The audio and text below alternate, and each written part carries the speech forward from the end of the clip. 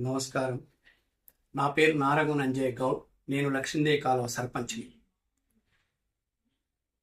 మా బిక్కేరు పరివార ప్రాంతంలో గతంలో పర్మిషన్ పేరుతో, కాంట్రాక్ట్ల పేరుతో మా ప్రాంతం నుంచి ఇసుక తరలించడం జరిగింది.